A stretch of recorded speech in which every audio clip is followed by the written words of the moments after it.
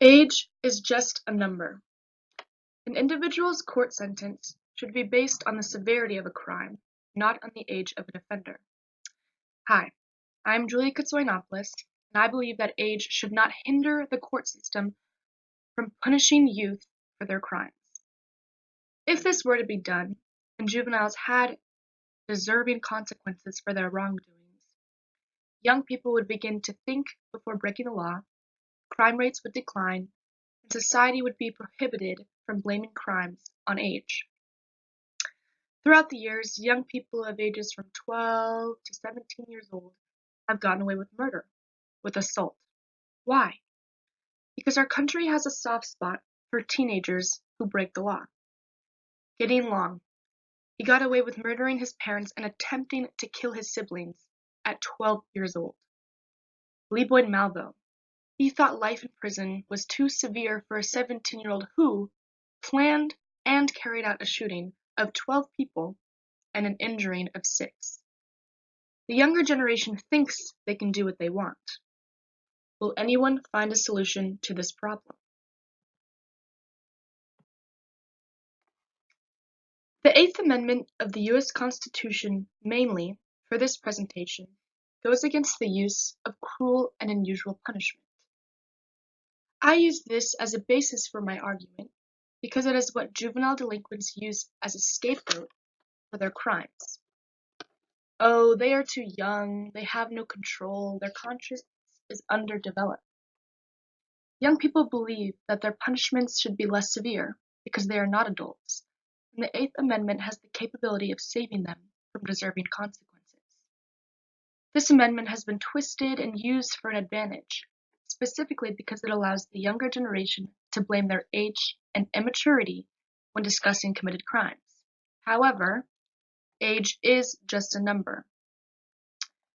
If a 16-year-old boy, as an example, committed premeditated murder, as well as raped his younger sister and her friend, shouldn't he be tried as an adult and sentenced to prison? The Eighth Amendment may interfere with that notion, and in the end, a punishment may be lesser than anticipated. When reading court cases, in order to decide upon a subject to do my research paper on, I came across a 2019 court case, Methenemy v. Malvo, that gave me momentum for an idea, the power of age, and the power that no one is above the law. This specific case will have another hearing in 2020 in order for Malvo to get the opportunity to receive resentencing for the crime he committed. Why is this happening? Because he asked for a less severe punishment. He thought life in prison was inappropriate for his 12 murders and 6 injuries. This is what motivated me to go into the direction of law and the court system. This topic is interesting and important because it reinforces the idea that no one is above the law, not even the youth.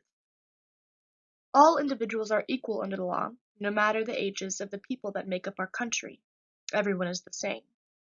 Age is just a number in the eyes of the judicial system, or at least it should be, and juveniles need to understand that young age will not always act as a savior when the law is broken. Everyone needs consequences, and no one should have the power to get away with committing a crime. The rehabilitation of young offenders is not only in their interests, but self-evidently in the interests of the entire community. This quote was found while I was researching for my paper and was stated by an Australian official referred to as Judge Chambers. His words demonstrate that keeping the youth under control will greatly benefit the community as a whole, specifically by lowering crime rates and making sure that people are safe. If leniency is avoided, the interests of the entire community will be maintained. If age is treated as only a number, young offenders will be rehabilitated. Interesting enough, from this topic, I acquired information that proves that the Australian tactic is extremely beneficial in the United States. When young offenders were convicted and tried as adults in the US, crime rates dropped drastically, and the rate of youth incarceration fell 46% from 2001 to 2012. From then to the year 2017, crime rates continued to gradually decrease and become less of an issue. If Australian viewpoints were more progressively applied to the United States judicial system, crime rates would fall even lower and young offenders would be improved and positively influenced. In simpler words, if the US was stricter with the way they dealt with juveniles who kill, assault, etc., our country would be as safe, and maybe even safer, than Melbourne, Australia. For my progress, I have successfully completed my research paper, including the bibliography that I will be discussing in the next slide. It took me roughly 3 weeks to complete. However, every day I reread it and continue to make adjustments and necessary corrections. From here, I will continue to fix and add to the essay, ensuring that it is ready to be submitted. Although I completed the research paper, I did run into some minor issues along the way. The bibliography worried me because I did not want to lose points on a part of the assignment that was meant to be simple to complete and pretty straightforward. My sources had to be valid, so I avoided certain ones that were not reliable enough to input and refer back to. In those instances, it was difficult to find evidence that came from a valid source, but it all worked out in the end. For my final informational slide, I will discuss source evaluation. Within my essay, I incorporated a graph of arrest rate trends of juveniles from 2007 to 2017, and concluded that there was a massive drop of crimes because of the fact that young teenagers were being tried as adults after they had carried out serious offenses.